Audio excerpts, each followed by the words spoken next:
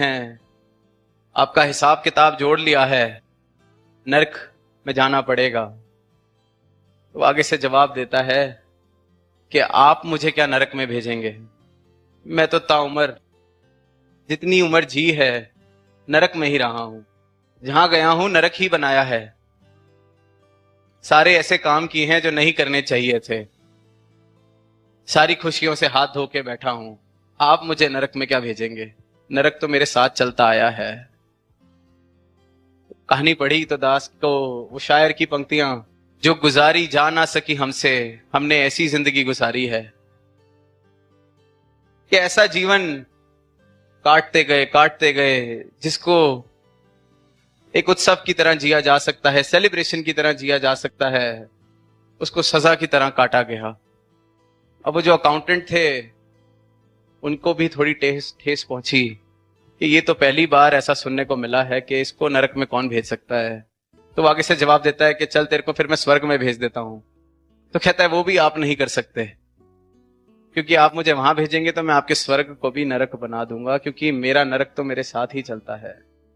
और यही इंसान की दशा है, नश्वर में शाश्वत की तलाश कर रहा है, जो खत्म होने वाला है उसे सब कुछ मान के बैठ रहा है, सच और झूठ का उसको फर्क पता नहीं, और पता भी चलता है तो फिर वो ऐसे सोचने लगता है कि जीवन का सार ही क्या है। ये जो सवाल है कि जीवन का सार ही क्या है, बड़े बड़े फिलोसोफर्स, बड़े बड़े दार्शनिकों ने बड़े बड़े उल्लेख कर दिए इस बात को सिद्ध करने के लिए कि इस जीवन का कोई सार नहीं, ये जीवन जीने योग्य नहीं, ये तो बस तुम्हें फेंक दिया गया है इस धरती पर, अब काट लो जैसे उम्र काटनी है। और जीवन का एकमात्र सार, जीवन को सार जिस चीज से मिलता है वो है प्रेम।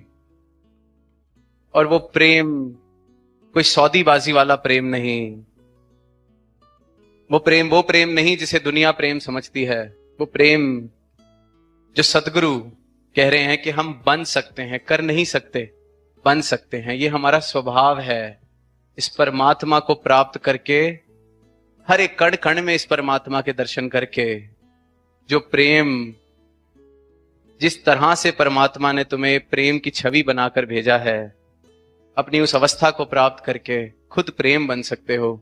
और जब वो प्रेम जीवन में आता है तो जीवन में सिर्फ और सिर्फ सार ही दिखता है। वो अक्सर जो बात बचपन से सुनते आए हैं,